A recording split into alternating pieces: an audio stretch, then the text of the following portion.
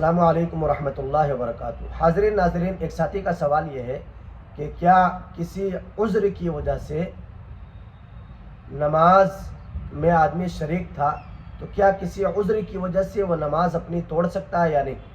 یعنی نماز کی نیت کر لی اور نماز میں شریک ہو گیا تو نماز میں شریک ہونے کے بعد کسی وجہ سے اپنی نماز توڑ سکتا ہے یا نہیں، یہ سوال ہے۔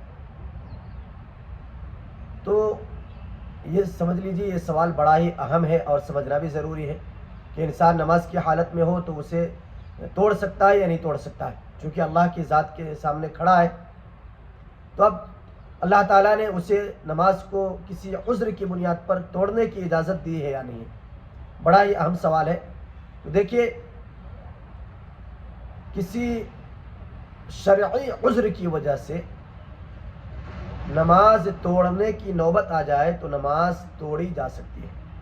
مثال کے طور پر نیند آ رہی ہے، نیند کا غلبہ ہے یا اپنی جان کا خطرہ ہے، تو اس صورت میں نماز توڑی جا سکتی ہے۔ اسی طریقے سے کوئی آدمی آگ میں گرنے کے قریب ہے، پانی میں ڈوبنے کے قریب ہے، اس کو بچانے کے لیے اگر کوئی شخص نماز توڑ رہا ہے تو نماز توڑنے کی گنجائش ہے۔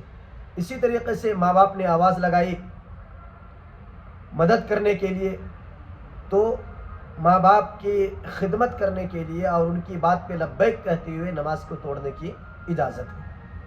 اسی طریقے سے آپ نماز پڑھ رہے تھے اور اپنا سامان بازو میں آپ نے رکھا تھا، چور آیا اور چور آ کر کے اسے لے کر کے بھاگنے کی کوشش کر رہا تھا، تو آپ نماز توڑ کر کے اپنے سامان کی حفاظت کر سکتے ہیں۔ تو یہ شرعی عذر ہے جس کی بنیاد پر نماز توڑی جا سکتی ہے اور نماز توڑنے کی اجازت دی گئی ہے۔